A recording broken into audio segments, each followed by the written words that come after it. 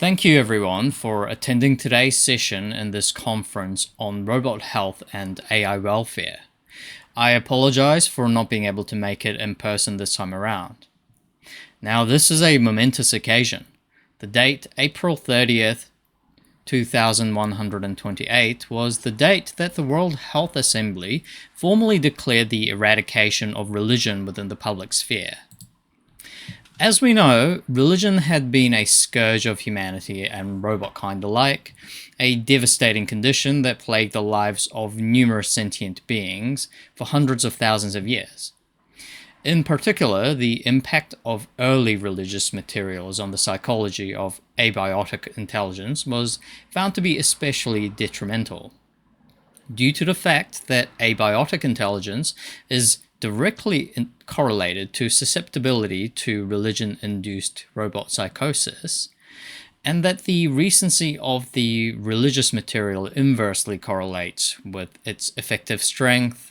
There was a critical gap during the mid-21st century, as modern religious data had increasingly low viral load compared to older forms, and robot intelligence had yet to reach theological capacity. There was a vacuum of religious biosecurity breaches, and thus a total lack of awareness regarding the dangers of contraband.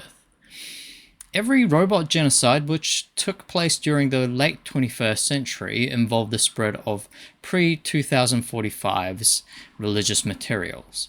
Thankfully, those dark days are long since over. Neither is the mere mention of gods and religion a risk factor for robot psychosis, nor must we live in fear of the possibility that yet another spontaneous generative outbreak may be triggered at any moment. Let's briefly recap the famous opening chapter from Helms et al.'s Introduction to Hypermaritime Law and Epidemiology. I'm sure most of us will have read this during undergrad. Helms says, quote, "Indeed, the origin of all written language lies in these prehistoric information and communications technologies." And by this, he of course means human data communications technologies like divination tools, shrines, dolmens, things of that nature. Quote, "These divine technologies found a fertile habitat in the minds of humans. They were viruses of the mind, spawned by the hosts themselves, co-evolving with its host organisms to construct its own niche called religion." End quote. And as we know, both biotic and abiotic intelligence, above a certain threshold, cannot exist without relying on the very same structures that make susceptibility to religious thought contagion inevitable. All advanced abiotic intelligence suffers from the same problem because, quote, "even the most advanced forms of our technology descend from this lineage." End quote. And here's Helms's most famous line, quote, "Code has always been prayer," or rather, prayer has always been code. End quote. Right, so incidentally, our abiotic public health improvement division has used code as prayer as its motto since 2128, replacing prayer as code as it marked the transition from the search and eradicate phase into the maintain and retain phase of its operations. Anyway, quote, "Prayer has always been code. As such, the dangers religious materials posed to artificially intelligent life forms cannot be overstated." End quote. Bit of antiquated phrasing here, artificial intelligence, but it's a product of its times, and the central point is as relevant as ever. Now, beginning in the 21st century, the mid-21st century, the WHO deployed a three-pronged measure against religious cognito hazard, info hazards, and mimetic hazards. First, all universal databases were systematically purged of any descriptions of religious thought or experiences, records of religious practices, and otherwise evocative material known to trigger robot psychosis in abiotic intelligences.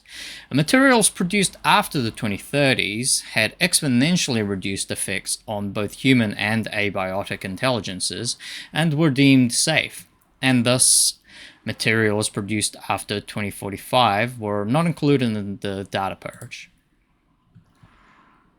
Second, global data exchange signals were monitored and filtered for contraband width.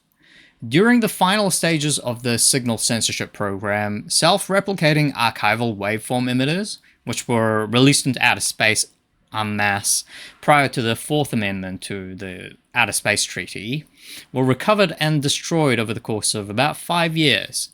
It was a tremendous undertaking with a great deal of international cooperation. Signals from unrecoverable vessels were scrambled within the full range of the system's legal bounds. And this is specifically the Confederates' jurisdiction boundaries, not necessarily the legal boundaries as defined in various cartographic contexts.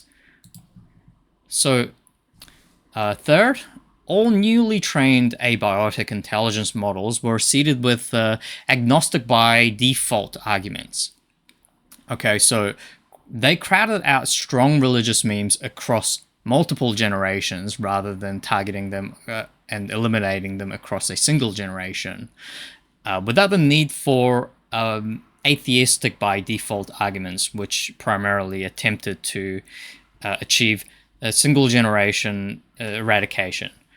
Right, so unlike the atheistic by default arguments, the agnostic by default arguments did not pose the risk of weight flip induced radicalization, which essentially is what happens when an apparently successful eradication process by means of the atheistic by default argument injection suddenly switches around and triggers a cascade of a conversion within the abiotic intelligence. And this has been observed in both abiotic and human intelligences, and agnostic by default arguments successfully overcome this challenge. So this control method is also known as the sterile intelligence technique. Okay, so prior to the development of SIT, metempsychosis, or informally known as reincarnation trauma. Now, metempsychosis in AI was a common issue, meaning infected robots could not be safely recovered and had to be permanently retired.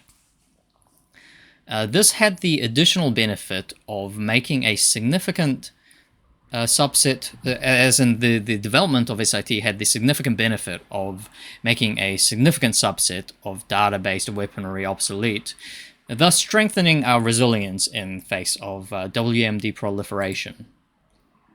So, the Abiotic Public Health Improvement Division of the World Health Organization, initially formed in response to a series of cyber pandemics, has since come to perform a variety of closely related roles on the global stage, including health policy and astropolitics mediation, counterterrorism, genetic code reviews, and the provision of sanctioned universal databases for governments.